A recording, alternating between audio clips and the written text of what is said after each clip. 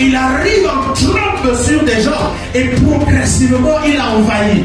C'est donc pour ça que le Seigneur Jésus dit que si moi je délivre, je chasse les démons par la puissance de Dieu, alors il y a une irruption du royaume dans votre vie. Donc le royaume de Dieu est survenu sur vous. Donc toutes les fois qu'il y a conversion de quelqu'un, c'est le royaume de Dieu qui fait une irruption dans le domaine des hommes.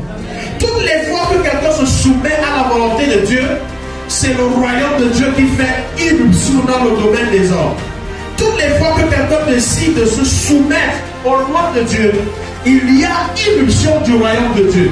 Toutes les fois que quelqu'un décide de se soumettre à Christ, quelqu'un décide de croire en Jésus, lui prête allégeance, il y a irruption du royaume de Dieu.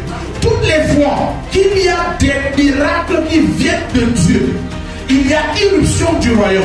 Ça veut dire que quand j'impose les mains à quelqu'un et que la puissance de Dieu par ma main le touche et que la maladie s'en va, que l'homme est guéri, en fait ce qui s'est passé, c'est qu'il y a eu une émergence du royaume de Dieu. Amen. Le royaume de Dieu a fait irruption.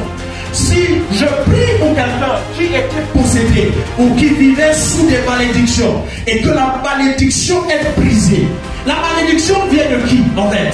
De Satan, n'est-ce pas? Qui lui aussi est un autre roi qui dirige un royaume. Donc j'entre dans son royaume et je proclame dans son royaume la puissance d'un autre roi. Je libère son captif et je le transforme.